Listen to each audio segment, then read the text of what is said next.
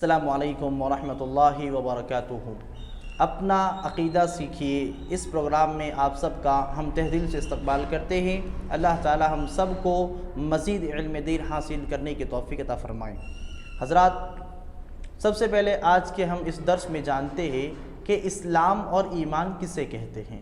تو اسلام کا مطلب ہوتا ہے حوالے کر دینا، یعنی اللہ تعالیٰ کی توحید کا اقرار کرتے ہوئے اپنے آپ کو اللہ تعالیٰ کے تمام حکم، تمام باتوں کے حوالے کر دینا، اللہ تعالیٰ کی اطاعت اور فرما برداری کرنا، اور شرک سے جو کہ سب سے بڑا گناہ ہے اس سے اپنے آپ کو بچانا، اس کا مطلب اسلام ہوتا ہے۔ یہ اسلام کا معنی و مفہوم ہے۔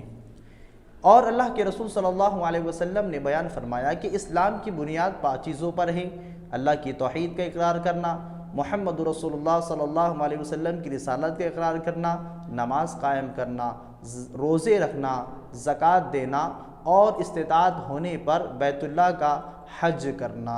یہ اسلام ہے۔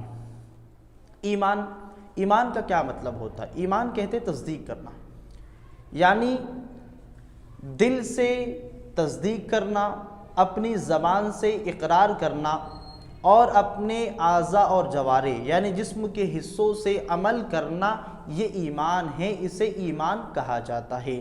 دل سے تصدیق کرنا، زبان سے اقرار کرنا، اور اعضاء اور جوارح سے عمل کرنا، یہ ایمان ہے۔